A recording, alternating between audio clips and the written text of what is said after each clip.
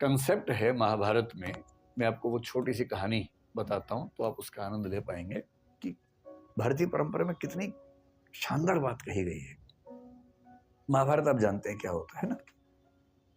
तो महाभारत का युद्ध चल रहा है कुरुक्षेत्र में, और युद्ध काफी सघन बिंदु पे आ चुका है, खतरनाक बिंदु पे आ चुका है। कौरवों की सेना बहुत बड़ी है, पांडवों की सेना छोटी है। बस पांडवों के पास ये है कि कृष्ण साथ में है, और कृष्ण की जो कूटनीति है, वैसे भी लठैती काम नहीं आती है, कूटनीति बहुत बड़ी चीज है लठैती की तुलना में, उसकी वैल्यू ज्यादा होती है। कृष्ण कूटनीति के इतने पुरोधा हैं कि उनके सामने बड़े बड़े जो बलशाली लोग हैं चल नहीं पाते हैं। अब हो क्या रहा है? अच्छा, कृष्ण को शुरू से अंदाजा था कि कर्ण को संभालना आसान नहीं होने वाला है, बाकी सबको संभाल लेंगे, कर्ण नहीं संभलेगा। तो कुंती ने कर्ण से एक निवेदन किया, और कर्ण ने अपनी माता से कहा, ठीक है माता जी, आप निश्चिंत रहें, आपके 5 बच्चे बचे रहेंगे। जिसमें निहित था कि मैं आपका एक बच्चा नहीं छोड़ूंगा, अर्जुन, बाकी सब छोड़ दूंगा। अब कुंती भी चिंतित है, क्योंकि वे बच्चे तो उसके हैं ना, बच्चे की चिंता किस माँ को नहीं होगी।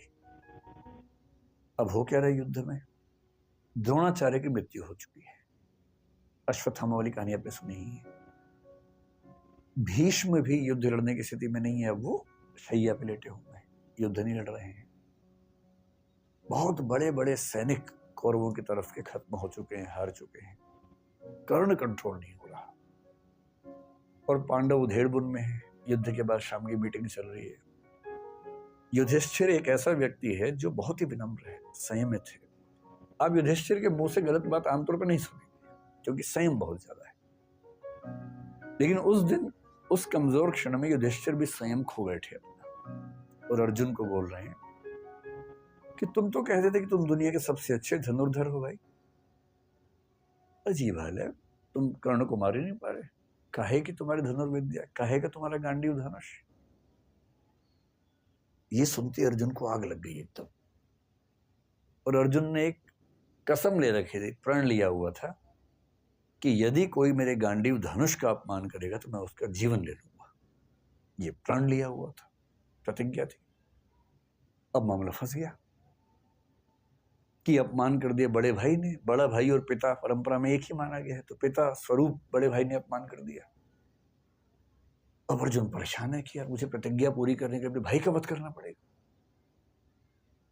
कृष्ण समझ गए कि ये मामला ठीक कर रहा हूं। कृष्ण उसके पास गया, बोले चिंता मत करो यार, रास्ता है इसका। क्या रास्ता है? बोले शास्त्रों में कहा गया है कि पिता का अपमान करना और पिता की हत्या करना बराबर बात है। तो तुम युधिष्ठिर का अपमान कर दो, तुम बड़े भाई के वध के पाप से मुक्त हो जाओगे। उससे कहा ये ठीक रहेगा।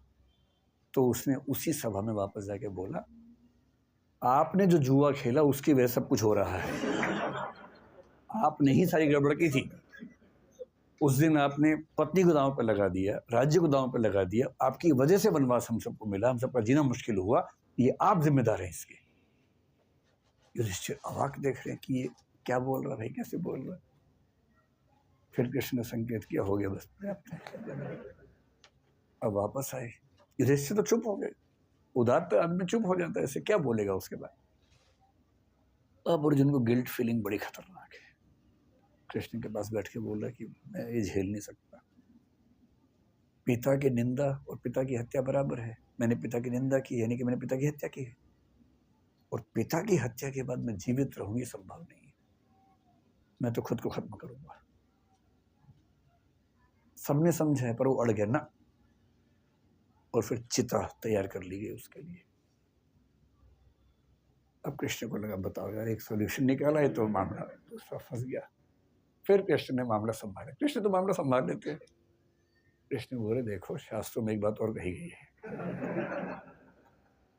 तो अर्जुन तो तैयार था एकदम। तो उसने कहा, क्या कहा गया है? कृष्ण ने कहा, आत्म प्रशंसा और आत्महत्या बराबर है, इसलिए अपनी तारीफ कर लो, आत्महत्या हो जाएगी। अब ये कहानी कितनी सही है कितनी गलत है मुझे नहीं पता, क्योंकि मैंने तो इंटरनेट से कहीं ढूंढी तो पढ़ी है पूरी कहानी। पर एक रोचक बात है, आत्म प्रशंसा को, नार्सिसिज्म को आत्महत्या माना गया है। और इसका मतलब है कि हमारी कल्चर ये सिखाती है कि कोई भी बच्चा अगर उछल कूद मचाए कि मैं तो ये हूँ, मैं तो वो हूँ, ना, तुम ये वो नहीं हो, एक बहुत बड़े संसार के छोटे से हिस्से हो, उतने ही हो, उतना ही अपने आप को समझो।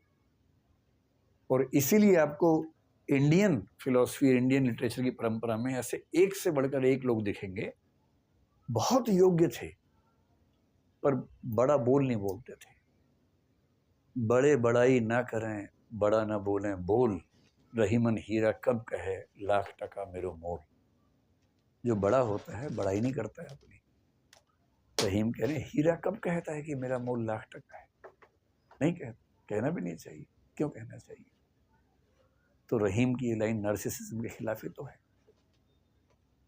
तुलसीदास जैसा आदमी जो इतना महान महाकाव्य, मतलब पूरी भारतीय परंपरा में सबसे महान महाकाव्य कौन सा मानता है? रामचरितमानस। भारत के दुनिया भर में मानती है, क्योंकि उतनी प्रसिद्धि किसी को नहीं मिली। वो आदमी इतनी महान रचना लिखने के बाद भी क्या लिखता है? कवित विवेक एक नहीं मोरे, सत्य कहो लिखी कागज कोरे। यानी कविता करने का विवेक रत्ती भर मेरे अंदर नहीं है, मैं तो जो सच समझता हूँ कोरे कागज पर लिख देता हूँ, बस इतना ही करता हूँ। कवि न हो नहीं बचन प्रवीणु, सकल कला सब विद्याहीनु। ना कवि हूँ ना भाषा की प्रवीणता मेरे अंदर है, सारी विद्याओं से हीन हूँ, बहुत ही छोटा व्यक्ति हूँ। ये वो व्यक्ति कह रहा है जिसने दुनिया का सबसे सफल महाकाव्य लिखा है, क्योंकि उसके संस्कार ये कहते हैं कि अपनी प्रशंसा करना बहुत बुरी बात है। कबीर दास ने पूरी दुनिया में आग लगा दी, इतना अच्छा साहित्य लिखा, इतना अच्छा साहित्य लिखा। और जब किसी ने पूछा कि आप इतनी अच्छी कविताएं कैसे लिखते हैं, तो क्या कह रहे हैं? तुम जिन जान्यो गीति हैं वह निज ब्रह्म विचार। तुम जिनको मेरी कविताएं बता रहे हो ना, कविता वविता कुछ नहीं है, मैं तो अपनी बात भगवान के बारे में लिखता हूँ, आप उसको बोलते कविता है। कविता कहाँ? ना मैं पढ़ा लिखा हूँ ना मैं कुछ जानता हूँ। मतलब कबीर कह रहे हैं कि मैं पढ़ा लिखा नहीं हूँ, जबकि उनका साहित्य पढ़ के